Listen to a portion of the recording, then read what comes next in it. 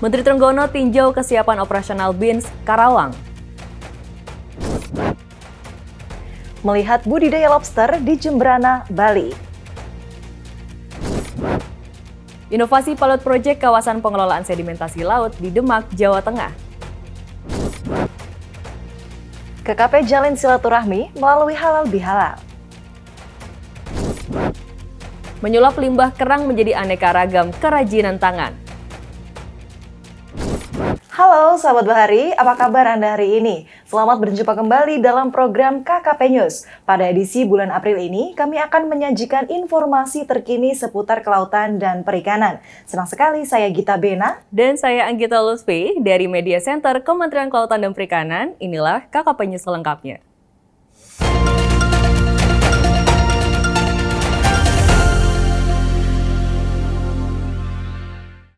Berita pertama, kita awali dari Karawang, Jawa Barat. Menteri Trenggono kembali meninjau perkembangan modeling tambak budidaya ikan nila salin atau BINS Karawang.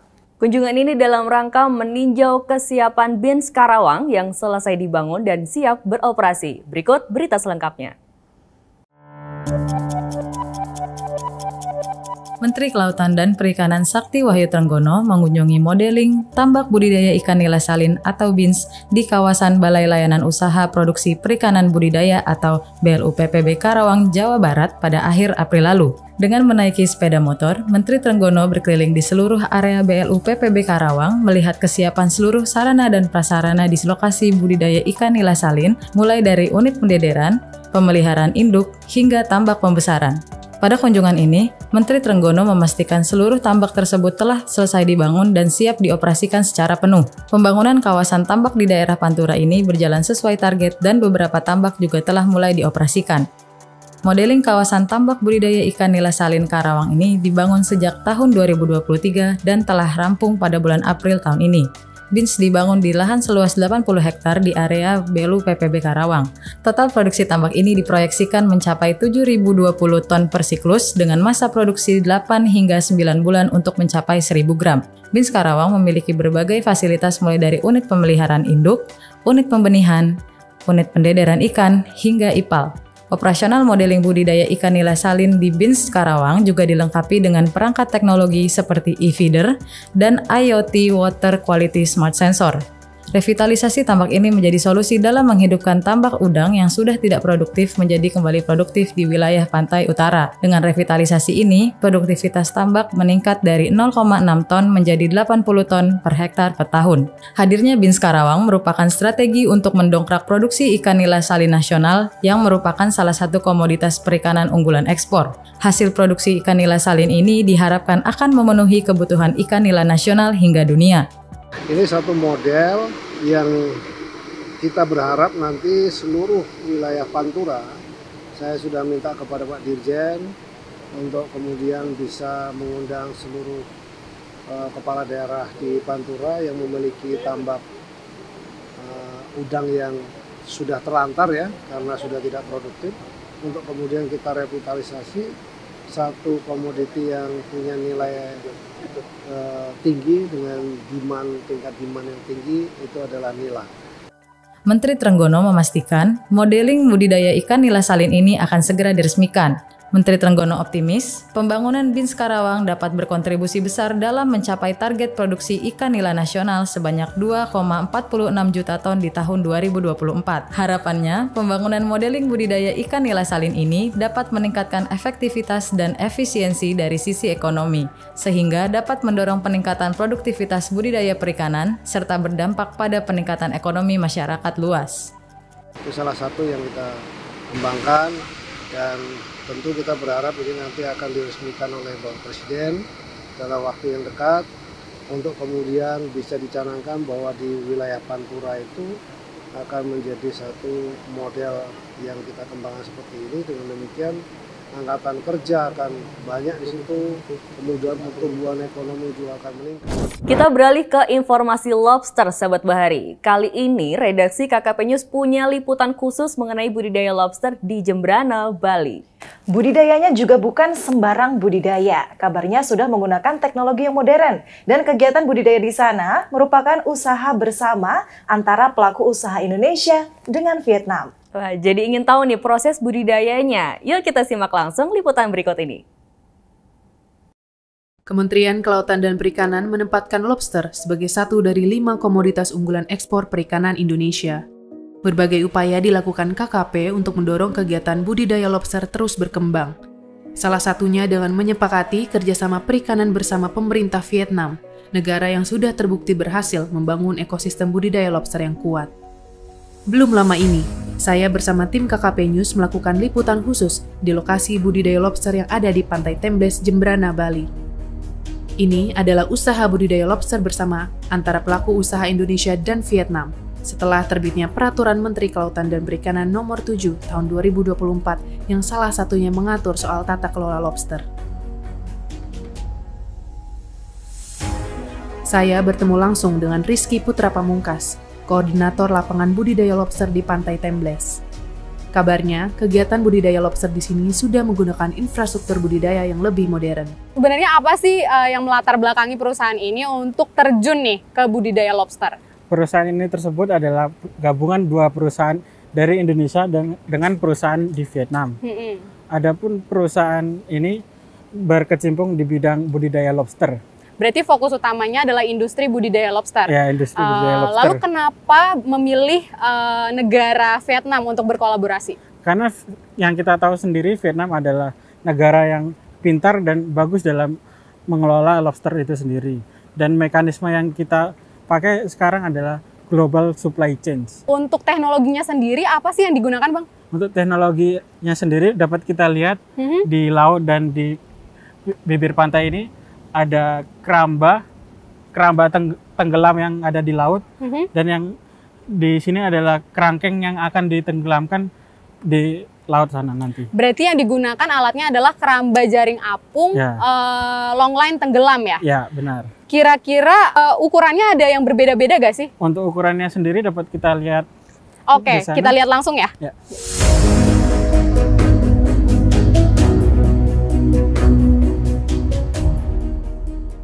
Budidaya lobster yang dijalankan perusahaan menggunakan metode keramba jaring tenggelam atau tipe longline di area laut seluas 2,5 hektar.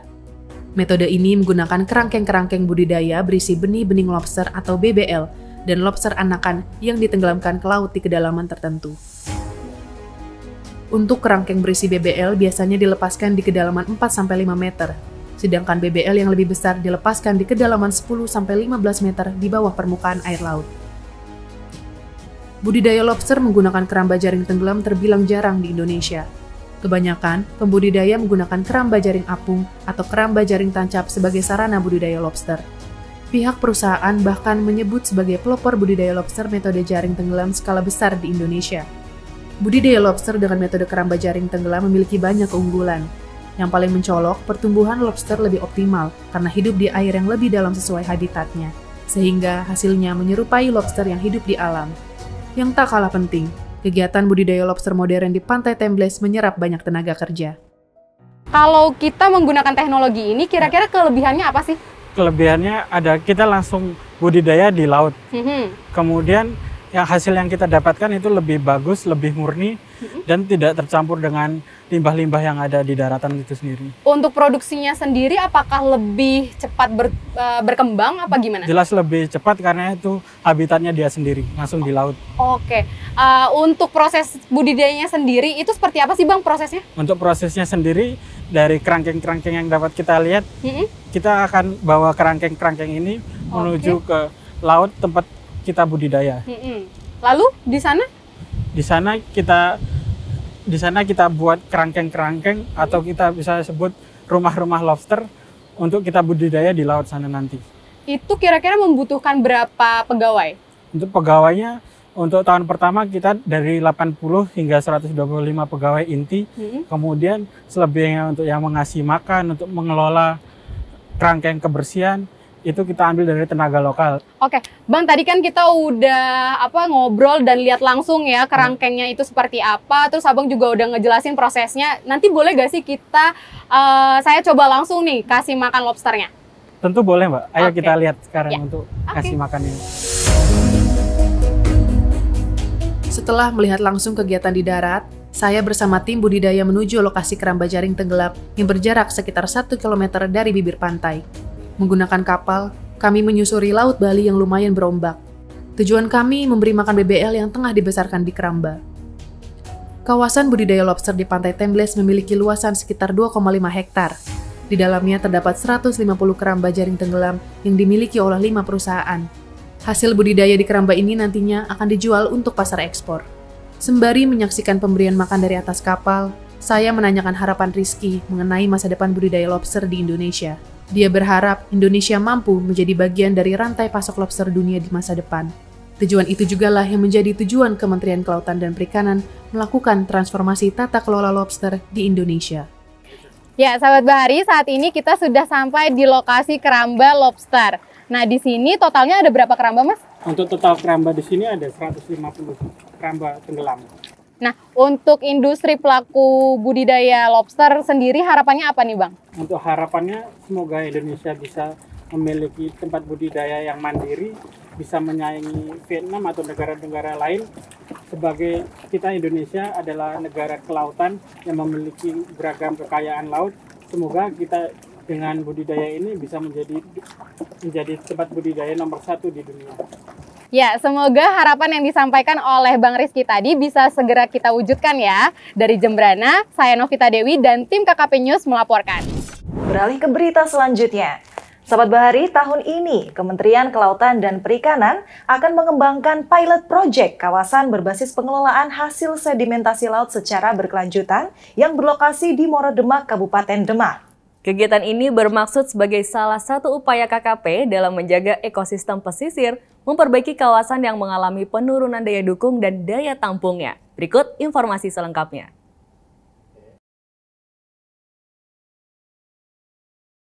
Menteri Kelautan dan Perikanan Sakti Wahyu Trenggono menegaskan bahwa pilot project pembangunan kawasan berbasis pemanfaatan sedimen yang berada di Demak memiliki dampak signifikan untuk kemakmuran dan kesejahteraan masyarakat. Pilot project ini merupakan salah satu upaya yang dilakukan oleh KKP dalam menjawab berbagai polemik yang timbul dalam pemanfaatan sedimentasi di laut. KKP telah memiliki sejumlah peraturan yang menjadi landasan hukum dalam pengendalian kawasan pesisir dan pulau-pulau kecil. Salah satunya melalui peraturan pemerintah nomor 26 tahun 2023 tentang pengelolaan sedimentasi di laut. KKP juga membuat aturan turunan berupa peraturan Menteri Kelautan dan Perikanan nomor 33 tahun 2023 serta keputusan Menteri Kelautan dan Perikanan nomor 16 tahun 2024 tentang dokumen perencanaan pengelolaan hasil sedimentasi di laut. Hal tersebut disampaikan pada rapat kerja teknis Ditjen PKRL 25 April 2024. Pemanfaatan sedimentasi di laut tidak hanya akan menguntungkan pelaku usaha, namun juga mempunyai dampak signifikan secara luas, khususnya dalam menjaga ekosistem pesisir, memperbaiki kawasan yang mengalami penurunan daya dukung dan daya tampungnya. Maka dari itu dibutuhkan sinergi dan kolaborasi dengan stakeholder kelautan dan perikanan. Sinergi dan kolaborasi seluruh stakeholder terkait antara lain pemerintah pusat, pemerintah daerah, perguruan tinggi, para mitra KKP, termasuk lintas eselon 1 KKP, sangat diperlukan dalam pelaksanaan kegiatan ini. Sementara itu, Dirjen Pengelolaan Kelautan dan Ruang Laut, Victor Gustav Manopo menjelaskan, keberadaan sedimentasi di laut yang tidak dikelola dapat mengubah struktur yang membahayakan alur pelayaran kapal nelayan. Selain itu, pilot project di Morodemak ini juga memiliki sejumlah kendala, diantaranya ruang yang terbatas, aktivitas yang beragam, alur sungai yang digunakan untuk bangunan, rumah dan parkir nelayan sehingga perlu ditata.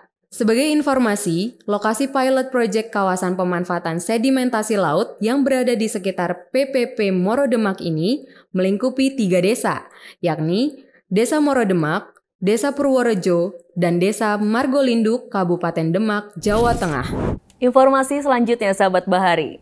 Menteri Kelautan dan Perikanan Sakti Wahyu Trenggono menggelar halal bihalal dengan para pegawai di kantor pusat KKP. Dalam kegiatan silaturahmi tersebut, Menteri Trenggono berpesan kepada para pegawai untuk meningkatkan kinerja dan memberikan kontribusi terbaik kepada bangsa dan negara. Masih dalam suasana penuh kehangatan Idul Fitri, Menteri Kelautan dan Perikanan Sakti Wahyu Trenggono hadiri acara Halal Bihalal bersama jajaran Eselon 1 dan ratusan pegawai KKP. Halal Bihalal ini menjadi momen para pegawai untuk berkumpul dan saling bermaaf-maafan. Dalam acara tersebut, Menteri Trenggono mendorong para pegawai untuk tetap mempertahankan semangat dalam memberikan pelayanan unggul dan terbaik kepada masyarakat. Kita sudah bekerja keras, entah itu tiba-tiba, entah sadar atau tidak, tapi di pikiran saya pada waktu itu bersama dengan seluruh Eselon 1 dan Eselon 2 selalu saya tekankan untuk kemudian kita harus berkinerja baik. Dan kita berikan kontribusi yang terbaik kepada bangsa dan negara. Di hadapan para pegawai, Menteri Trenggono mengungkapkan bahwa KKP telah memberikan kontribusi positif yang signifikan dalam meningkatkan penerimaan negara bukan pajak. Oleh karena itu, Menteri Trenggono memberikan apresiasi tinggi atas kinerja seluruh pegawai KKP dan berharap agar para insan KKP terus meningkatkan performa terbaiknya di tahun 2024 dalam memajukan sektor kelautan dan perikanan di Indonesia ke arah yang lebih baik. Bali memang menyimpan sejuta pesona. Selain budaya dan bentang alam yang indah, Bali juga dipenuhi para pengrajin yang mampu menghasilkan karya-karya seni luar biasa. Nah, yang cukup unik nih, seorang pengrajin dari Desa Serangan, Denpasar, mampu menyulap limbah kerang yang terabaikan menjadi aneka ragam kerajinan tangan bernilai jual tinggi, bahkan sudah laku sampai ke luar negeri.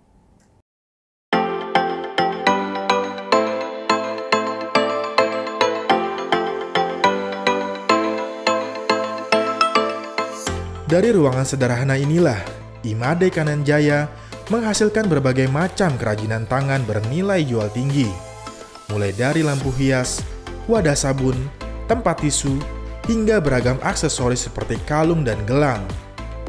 Dengan telaten, pria parubaya ini menyusun satu persatu limbah kerang-kerangan yang sudah dibersihkan menjadi berbagai macam produk yang digemari masyarakat dan turis-turis asing yang datang ke Bali.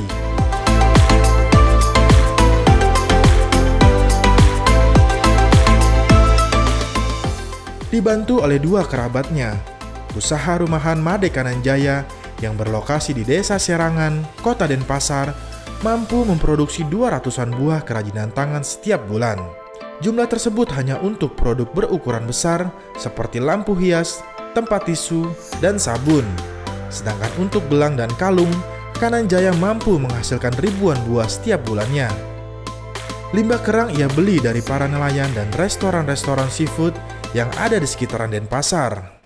Kebetulan di sini kami kerjasama dengan nelayan.